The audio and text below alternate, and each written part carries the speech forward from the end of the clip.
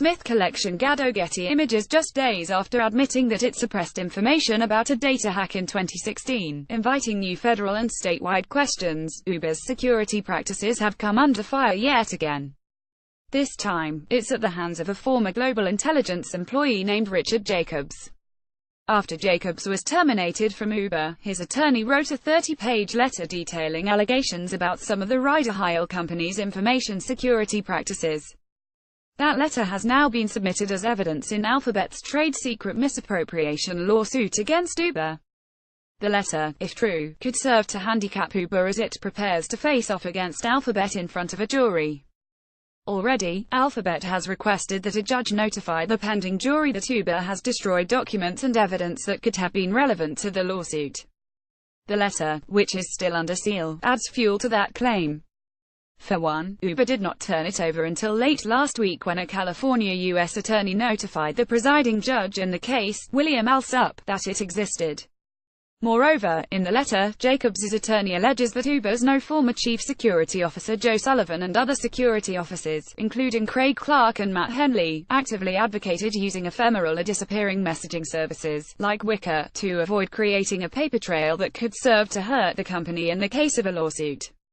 Jacobs further claimed that these and other staffers advocated using non-attributable devices that couldn't be tied back to Uber.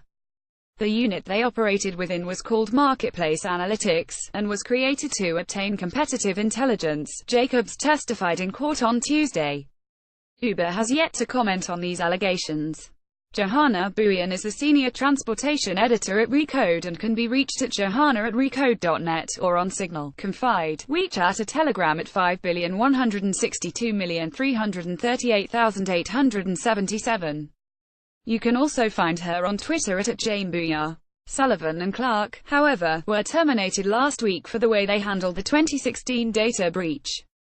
According to newly minted CEO Dara Khosrowshahi, Sullivan's team paid the two individuals who hacked the company $100,000 to delete the data, and did not notify the users affected. Now, Uber may face even more trouble, as a number of new documents will be open to discovery. In response to these claims, Alsup has ordered Uber to produce all documents related to ephemeral messaging services dating back to December 2015. The allegations in the letter further hit at Uber's core argument against Alphabet's claims of trade secret misappropriations. None of the trade secrets ever touched Uber's servers. If the letter is accurate, Alsup said, it may be the case that Alphabet's proprietary information existed in this parallel, shadow system the company had in place. The case from Alphabet's self-driving arm, Waymo, rests heavily on evidence the company found that its former employer Anthony Levandowski downloaded 14,000 files of proprietary information just days before starting a new company that he eventually sold to Uber.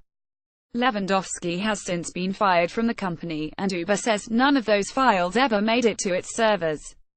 It's important to remember Jacobs' allegations are just that. In fact, during his testimony, Jacobs walked back some of the claims in the letter, and said that he came to a settlement with Uber after his attorney originally sent that letter to the company's deputy general counsel, Angela Padilla. Uber agreed to settle with him for $4.5 million, some of which is being paid out to Jacobs as a consulting fee. According to his testimony, Jacobs is advising the company on an internal investigation. This development is just the latest in a series of legal issues the company is navigating. Uber is currently facing separate federal probes from the U.S. Department of Justice and other agencies into some of its privacy and security practices.